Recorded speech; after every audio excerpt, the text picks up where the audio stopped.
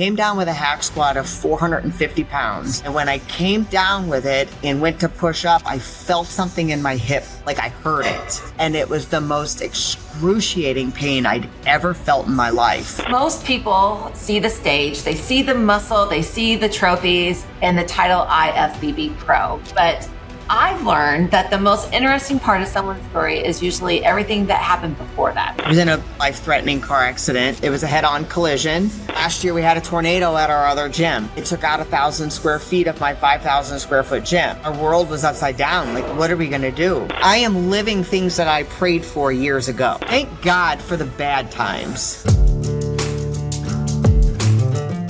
So me and Ann, we have met. I was just telling her, I know we've probably talked. I'm being very over-exaggerated that we have never spoke.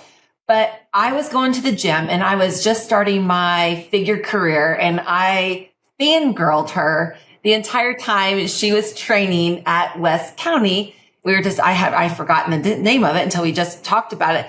But I was totally fangirling her. And actually my first show was you and your husband's show there in St. Louis at the time. So that was pretty cool.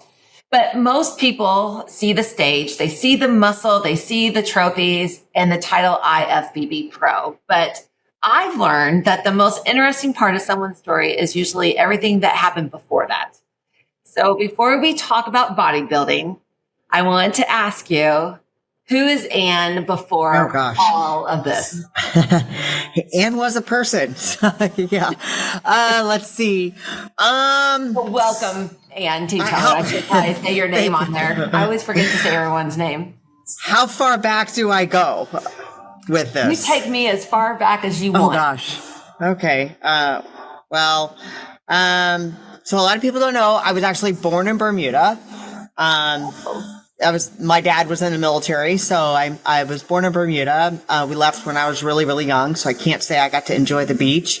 I moved all over. I moved a lot when I was a kid. And, for a kid, that's kind of hard, picking up and moving to a new place and starting a new school and trying to have friends. We did a lot of moving around when I was a kid. I think that's why I don't want to say that I'm a people person, but I can talk to people. I don't have a hard time talking to new people just because I've grown up that way. If you didn't talk to people, you didn't have no friends. And I like to have friends, probably too much. So after high school, I went to a small college here in Missouri. I majored in business administration.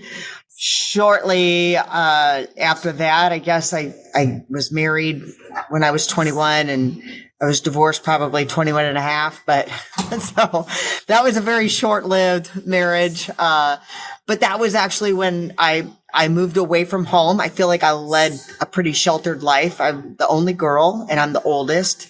And my dad being in the military, it was very, very strict for me growing up. So I think that because I led such a sheltered life, I don't want to say that my marriage was a mistake because I feel like mistakes are what bring you to where you are in the current. But that happened. And then I learned really quickly, okay, well, I'm 21 years old. I haven't even been able to go to a bar yet because he's only 20, so that was very short lived. But, shortly after we got divorced, I think I was like 22 and got my own apartment and my own stuff. Not with him. It was my stuff, my apartment, my couch, my television, my bed. That's where I think you just really start to come into yourself. It was actually shortly after that I did meet my husband, Jack, in a bar of all places. So I was probably 24 when I met him, and he was an avid bodybuilder. I never stepped foot in a gym at all, but he was an avid bodybuilder. He's 11 years older than me. So if I was 24, he would have been 35. So, the gym we would go to the gym and, I'd follow him around like a lost puppy dog. And that's where I kind of learned about the gym. I had my first gym membership at New Lady Fitness, if you could think back that far, with the little pink weights and the circuit training. So I trained for a while, and probably, I want to say probably 10 years into our relationship, I was going, before West County Health and Fitness, I was going to Powerhouse in St. Louis. And she's a fitness pro named Angie Semch. I don't know if you remember that name, but she's a fitness pro from St. Louis. She's long since stopped competing, but her and her husband owned that Powerhouse. And watching her train, it was just like, wow, she was so awesome. It was, so beautiful, and, we got married, and I quit working out and then put on the weight, and you buy a house and you get comfortable. And so I'm sitting with her on the couch, and I'm like, man, Angie, I just need to get back in the gym. She's like, do a photo shoot with me. Here I am. I'm like normal. She's a fitness competitor, and they're built. And so I was like, okay. So we go to the Arnold. I never did a photo shoot with her, but at the Arnold, it was like an eye opener. It was just so awesome. And to see her on stage, I was just starstruck, it was like the neatest thing for me. And right after that, she was like, you should compete. And I was like, okay. Went to Jack. He was my coach. He got me going. And so my first show, I guess, was in 2009. Okay. So, yeah. And so that was, you were a little bit older then. Yeah, I was. I'm just saying.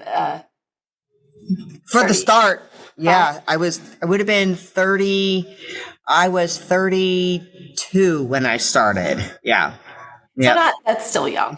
I was thinking, but, and like now you look back at where people start their fitness journeys and they're like, 24, but I think I could have been probably disciplined at that age of my life of how strict we were.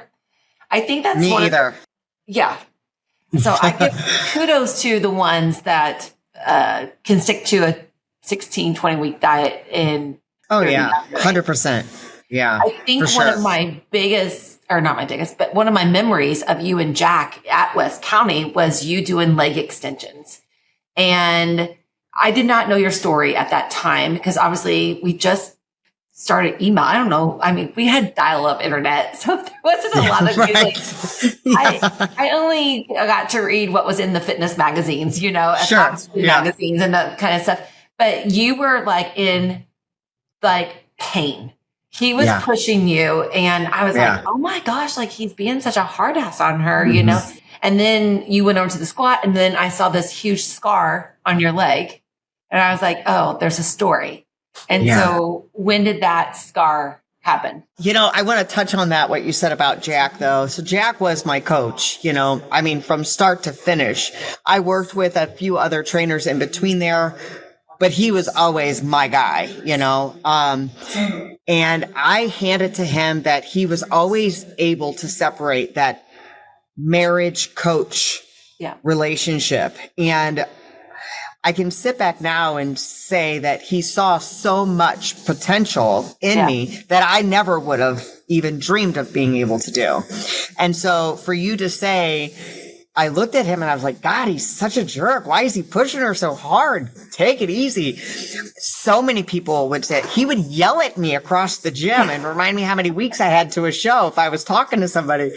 But that's I was blessed to have that because now as a coach in my own gym, I have my own clients in here and I'm like, let's go. Less talky, more worky.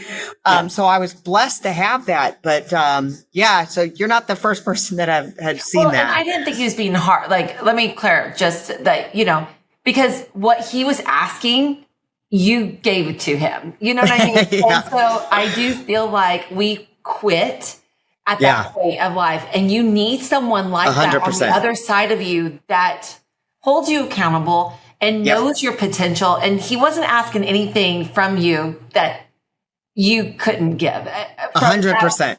From that exercise, so. 100%. I agree with that. So the scar, I've got quite a few of them actually. When I was it was 1993, so I would have been 16 years old. I was in a really bad car accident. 17 years old, I guess. I was in a life-threatening car accident. It was a head-on collision, and I was arch helicopter. They used the jaws of life on my car, and they cut me out of the car, and they arch helicoptered me to St. Louis University intensive care, where I remained for, I think, 2 weeks. I was in a coma for a couple weeks. And that scar is actually, I had a compound fracture of my femur bone. So it went up and out my hip. I had dislocated the other side of my hip, broke my jaw, my nose, ribs. I had a rib that punctured a lung, lacerated spleen, and then the coma. So it was pretty bad. And I mean, that pain, you end up having a hip replacement too, if I remember right. Well, I didn't have a hip replacement. I actually had a pin in my femur bone, and I had it removed because, I can't say that I know enough about it to speak truth to this, but it always felt like, I don't know, it almost felt like it was longer than what my femur was, if that makes sense. So my knee would hurt so bad. So I did have, I had that pin removed, but I also had scar revisioning done because there was so much medical emergencies that needed to be tended to. The surgeons didn't really worry about making it a perfect stitch when they stitched up the big hole in the leg, so the scar was pretty gaudy looking. And so I did have scar revisioning done when I started competing. Yeah. So take me back to the first show. Okay. How did you, because from there, you make sure my facts are correct, that you've done 4 Arnolds, correct? And 4 Olympias? I did 5. 5 Arnolds and 5 Olympias? Mm-hmm. Okay. Yeah. And that's a pretty long run that you had there. But when you look at how other people competing, I competed for 8 years. It seems like so much longer because I did so much in that short period of time. And I think that's why it feels like I competed for so long, but it was 8 years. My first show, I want to say it was 2008 or 7. It's horrible. Jack could fire off these dates like it's nothing and tell you who I stood on stage with and where I placed, and I can't remember to save my life. I actually didn't want to do a local show because I didn't want people to come and watch. I wanted to go somewhere where it was a smaller show. I didn't know anybody, and we actually went to Indiana, which is a huge show. And I did my first show out in Indiana. I got... if I remember correctly, I got first in my class, or I think I got third in my class. And, once you do that first show, it's like you're in hook, line, and sinker. And so I did that, and I immediately came back and I did the, I probably will get them out of sequence, but I did the caveman, where I won first place in my class. I lost in the overall. And then I went on to do the Missouri State, where I also won my class, but lost in the overall. So I can say, with as well as I did in the sport, I never won an overall. Really? Okay. Ever in competing. Yes. Yeah. So I did those 3 shows my first year. And then I came right out the next year and I did the Arnold Amateur. And so back then, the Arnold Amateur, if you didn't place top 10, you were cut at prejudging. So my family comes out, we go to prejudging. I don't even make the top 10. Cut. Done. So spent the Saturday in Ohio and went home on Sunday. So that was my experience at my very first Arnold. Yeah.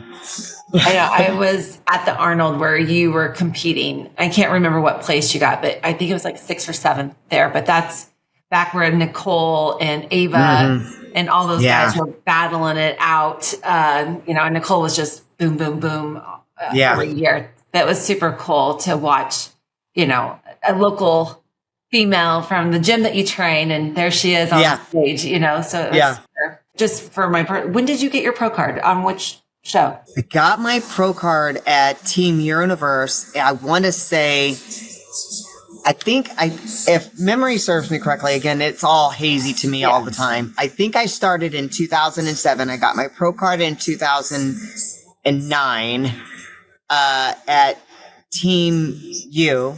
Well, it's just Universe now, but at Team Universe on a second place win. So there again, I got a pro card on a second place and still went on to do as well as I did. I think I went to my first Olympia in 10 and maybe I got my pro card in 08, somewhere in between there. But it was like the next year I went to my first Olympia. So I did 15, 14, 13, 12, must have been 11 that, I went to my first Olympia. So I must have got my pro card in 10 and went to my first Olympia in 11. So after all of that, what was the decision or what was the conversation that ended you competing at that time? That was your last show. In 2014, right after the Olympia, I remember it as vivid as yesterday, you know. I never left the gym when I hurt. I always fought through it. Whether I deserve a pat on the back or a knock upside the head on that, that's yet to be determined. But I was working out and I came down with a hack squat. It was shortly after the Olympia. Came down with a hack squat of 450 pounds. And when I came down with it and went to push up, I felt something in my hip pop. Like I heard it. And it was the most excruciating pain I'd ever felt in my life. And I actually ended up going home. And I told Jack, I hurt myself, blah, blah, blah. Of course, I was like, you had to work through it. Blah.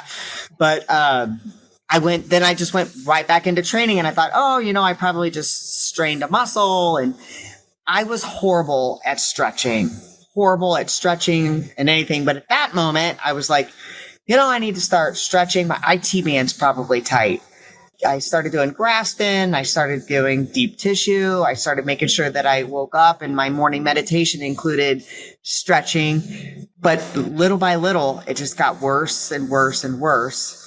Come the 2015 Arnold, you could already start to notice a little bit of the symmetrical imbalance in my quads. Now, I already had that because of the compound fracture. I had some scar buildup that made that leg a little bit appear to be bigger than the other anyway. But now it really became more evident and it was getting more painful. So I was supposed to do, things started feeling wrong. So by now I'm 37, almost 38. And, so I start to feel tired when I'm working out. Like I felt like my heart rate was about to bust out of my chest when I would be doing cardio. It just didn't feel good. I was actually supposed to do the Pittsburgh Pro and I wound up backing out of it because I just didn't feel good. I went and had an echocardiogram and of course everything was fine. So I ended up taking off the summer and wound up going in and doing Tampa. By this time, I was in so much pain, just always sitting. The pain would radiate from my hip into my knee, down into my foot. I was training very isometric. I would train one leg at a time. The silliest thing, I would take a neoprene belt and I would wrap it around my good leg to try to get it not to respond as much as the other leg. Everything was done isometrically, so I didn't favor my good leg over the bad leg. But the pain was just excruciating at that point. I ended up doing the Tampa Pro. And at this time, I was already qualified to do the Olympia. And I actually called JM and said, hey, I'm going to have to back out. I can't. There's no way. I cried all the way home on the plane because it just hurt so bad. I said, there's no way I'm going to finish out the next 4 weeks. I'm in way too much pain. And, okay, there was discussion. You're not going to do the Olympia. Well, we had a decent relationship with Branch Warren. And no sooner than I got off the plane, Branch Warren calls me. And if you know Branch Warren's story, mine is a drop in the bucket and compared to all the aches and pains that he's went through. And he said a few choice words to me, and I said, you know what? You're right. I'm just going to finish what I started, put my nose to the grind, do the best that I can, and just go from there. So that was 4 more weeks. We led into the Olympia. And at that point, I did know that the Olympia was going to be my very last show. I wasn't going to compete anymore. And Bob Chicarella actually announced my retirement at finals as I walked across the stage, which is, to me, one of the most coolest things that could ever happen to you as an athlete, you know? So yeah, that's why I hung it up. And then shortly after the Olympia, I want to say I came home and then I went to the, had an MRI done. And that's when they actually diagnosed that I had a torn hip labrum. Oh, shoot. Yeah. So it was all justifiable. Yes. Yeah. I found out where the pain was coming from. It was not a tight IT band. Do you think that figure revealed who you are, or did it create who you were? I'm a firm believer that the sport doesn't make you, you make the sport. You know, I think everything that I went through or I overcame or what have you, I think it was always in my heart and the pit of my stomach anyway. I started in figure. I ended in figure. I knew that that's what I wanted to do. If you remember the name Gina Aliotti, she was like a rock star to me. And I idolized her when I was competing. I just thought she was so beautiful. So I think that it was always in me. And then I can't say that I'm a real competitive person to the extent of what some people are. But of course, you have to have some type of a competitive bug and a little ADHD too, to be good at this. And so then it becomes more of a challenge to myself. Can I do it? Well, now I have to because I've started it. I've got to finish it. And I'm not finished until I go as far as I can absolutely take it. And I think I did that. I think I took it as far as I could. Yeah. And I think even with the logo sitting right behind you, like you're still in it. Like you're sitting in your gym right now that you and Jack own. And so yes, I don't think it ever, it found you and then you held on to it and you're not letting it go because it is 100%. 100%. I don't like to think that my story is different than anybody else's because let's be honest, most people have a story of why. I had a platform to tell my story. And I think that my story really resonated with some people. And for that to happen and know that you have that kind of an impact on people, that's the drive for wanting to stay doing what we do. Obviously, we promote 15 shows in the Midwest. So that is obviously, I'm the MC of all 15 of those shows. So that keeps me on the stage with all my clothes on. I got my own training team that I've worked with since I retired. So being able to show them, hey, yeah, it can be done, is a big deal. And then also, here, having the gym. This is like, I am living things that I prayed for years ago, so. How do you think, I know this is a hot topic, but I just want your opinion of it. How do you think? I will probably gladly give it to you. I love it. If I know where this is going, I will probably gladly give it to you. Ooh, maybe I should let you just go ahead and answer what you think I'm going to say and I'll come up. Okay. Go right ahead. We talked about before, we didn't have social media. We didn't have Google, and how has that changed the sport a little bit? And if you would have had that back in our day, how do you think it would have changed your story at all? I'd like to think I wouldn't have done anything differently because I say my day of competing, but it was like 10 years ago, right? So it wasn't super long ago, but so much has happened in 10 years, When we were competing, we had MySpace, right? Yeah. And that was towards the end of my career. And we had YouTube.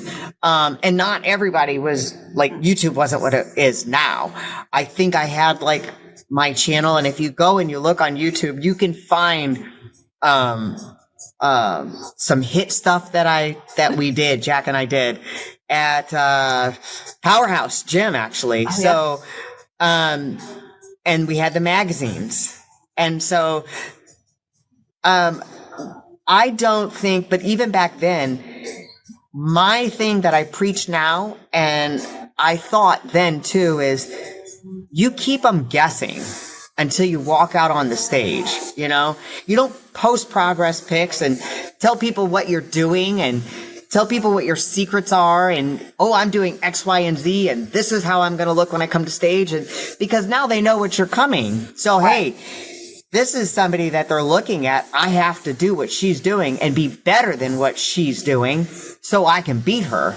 So for me, I can't say that I would have posted any more because Facebook started coming around towards the end of my probably my last 2 years of competing.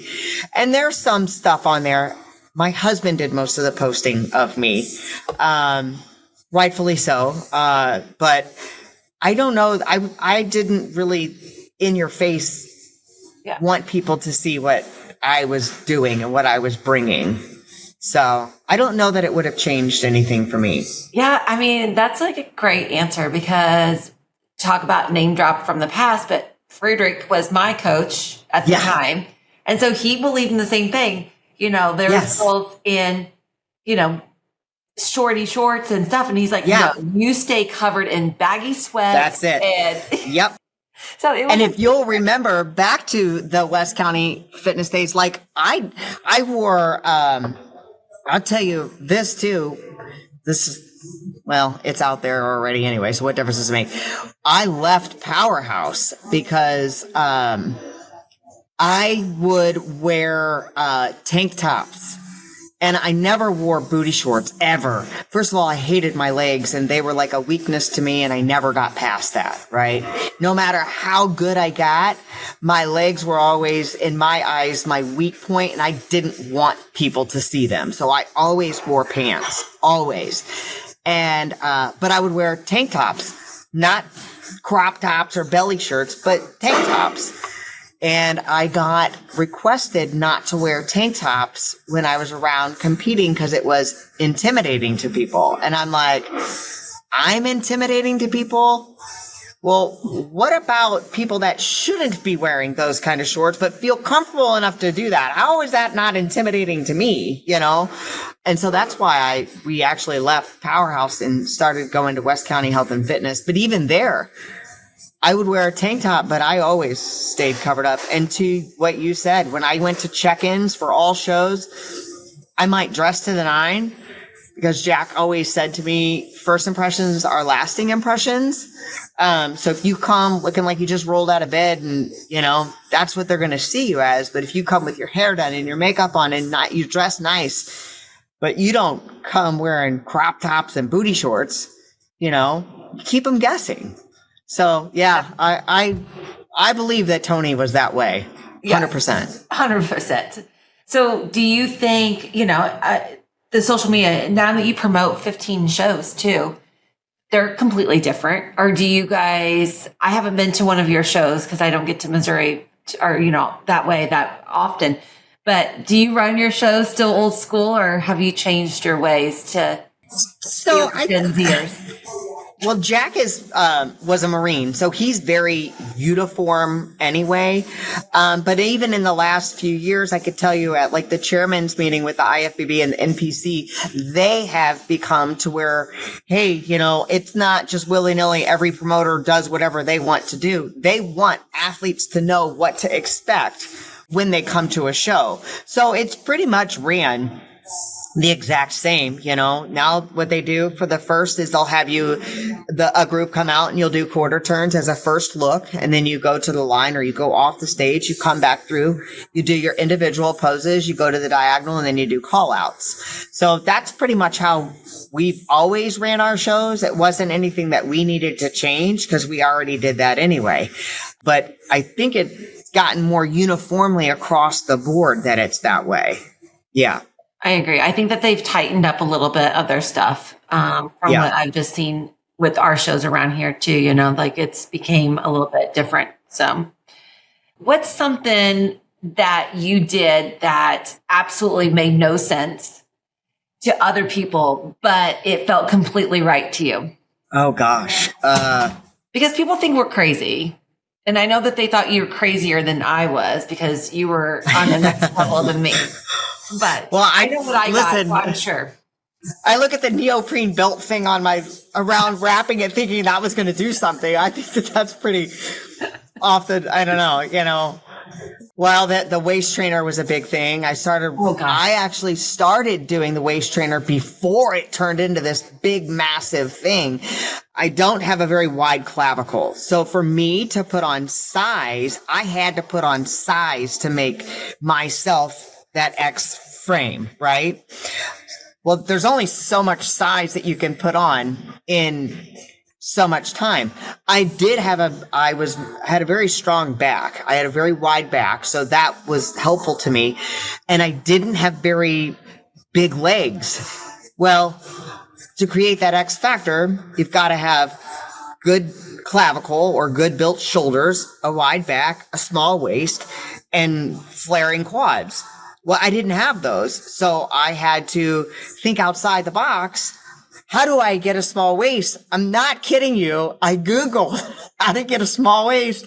And of course it comes up, back in the, 20s, 30s, whatever it was, when they would wear the steel bone corsets and they would tighten them so tight and you could see what it would do to their waist. And so that's actually what I started out with. I wore a steel bone corset and, then Bombshell, I was introduced to Bombshell and they had the Squeam. And I was like, oh my gosh, this thing is awesome.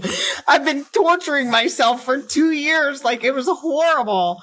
And so then when the Squeam came out, so yes, to the normal person, I would say that me walking around in a corset, not being able to bend over and tie my shoes or pick up something that I dropped on the ground was probably what are you doing? That's like so ridiculous. So, yeah. Confession, I still have one in my drawer. So I do too. Don't have the small anymore. I think it's a large or extra large. I have mine too, and it actually stays there. So yeah. I haven't worn mine for a little bit. I went down there because I'm like, I gotta because I just have such a square stomach too. That was one of my big things, and I wore the Squeam and all of those. Yeah. Too, so, yeah. Well, it definitely works. I can attest to it. I at one point had a 22-inch waist. So I am an advocate of them. I always have been. You have people for every bad thing you can hear, just like everything else. For every bad thing you hear about it, there's something that contradicts it. So everyone is different. And I tell my girls, look, this I think will help you. If you don't want to do it, don't do it. But I think it would help you. I'm a big advocate of it. I never had digestive issues. I never had back issues. I never, they say, oh, well, if you wear the Squeam, you'll lose your muscle and your abs. Well, if you're training abs and you're training lower back, it's going to be okay. Yeah. So I'm an advocate of it. Always have been, always will be. You touched on Jack just a little bit. And, I think that's pretty powerful. You've been married 20, how many years now? Next month, we will be married 22 years. Okay. 22 years next month. So again, in 22 years, you dated, you got married, you did the competing, you're now putting on shows, you run a business together. What's the secret? We definitely have grown up together because, women mature faster than men. And I want to say I was like 23 when I met him. And, so he was, again, 11 years older than me.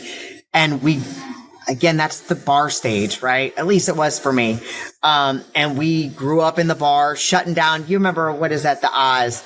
It would close down at 6 o'clock in the morning. We'd close the Oz down. And, so I feel like we kind of grew up together too, I don't know that there's any secret to doing it. There's actually a movie and I can't think of what it is, but it has, James Gandolfini and, Mexican, maybe. It's James Gandolfini and Julia Roberts. And they're sitting and talking, and one of them says, when a relationship is so hard that it just becomes so much, what do you do? And I believe it was James Gandolfini that says, when you love someone so very much with all of your heart, it's never enough. So I think that's probably the basis of our relationship, that we are a lot opposite, but we are a lot similar too. And we will butt heads like crazy. But in the same breath of wind, there are so many more things that we agree on, that marriage is give and take. And I'm certain there are times where I put my foot down and he's been like, okay, you crybaby, here, you can have it, you know? Whereas there's times when I've done the same. Okay, well, I see your point. I see where you're coming. I don't think I was wrong, but I can see where you're, because, I'm never wrong, but I can see your point and I agree. So I think it's just, when you want things to work, you make it work. Hell or high water, you find a way to make it work. Just like competing. If you want something bad enough, there's nothing that's going to stand in your way of achieving whatever you want to do. And so for us, even when we started competing, because I'm sure you've heard stories of people in competing and then they break up because they let that all get to them. When we started competing from the get-go, we made a promise to each other that, hey, we're going to take this as far as we can go with it, and maybe sacrifice some things along the way. But you and I will always come before anything else comes. It's always you and I against anything and everyone else. And that's what we've based our life on. Everything, every single thing. It's him and I against the world, always. I love that. Yeah. And that's me and Dawn too. We have about the same core values on that. Yep. So I love that. Exactly. All right. So you are getting, me and you are similar age.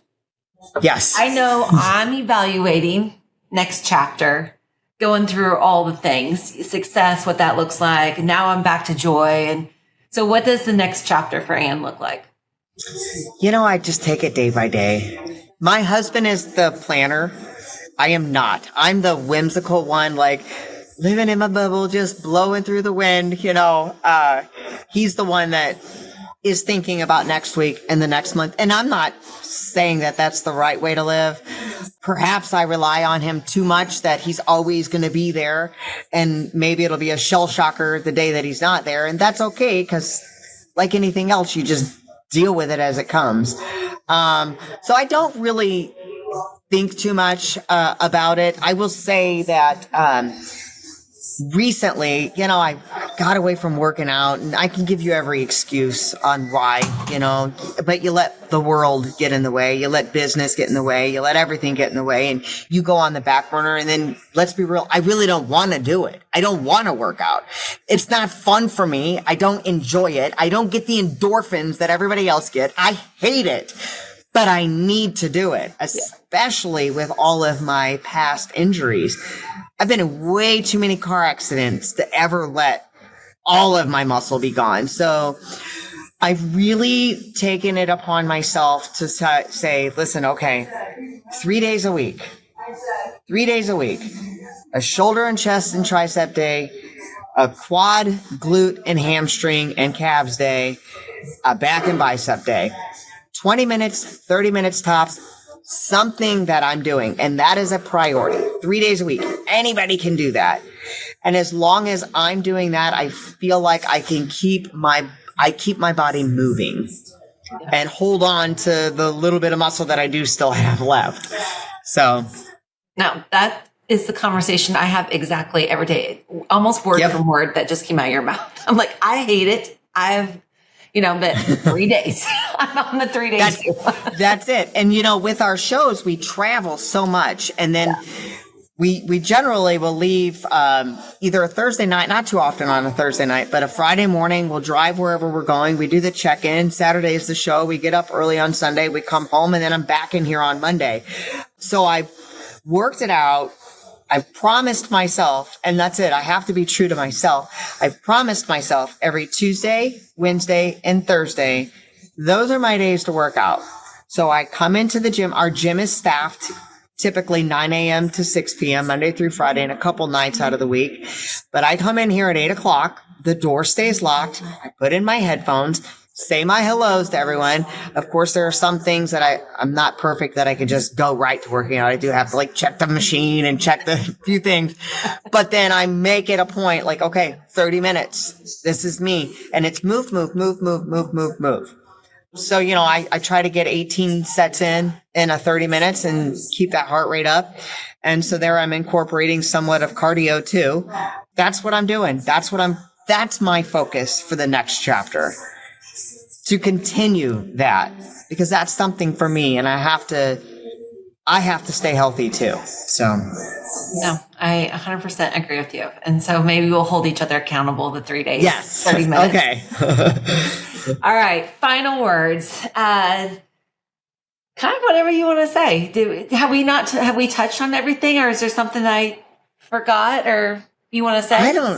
I don't think so. I mean, I'm an open book. Like I told you, like, I don't regret any decision I ever made, which I've made plenty of bad ones. But I don't regret any single one of them because they brought me to where I'm exactly at right now. You know, last year with the tornado, I mean, last year we had a tornado at our other gym. It took out 1,000 square feet of my 5,000 square foot gym.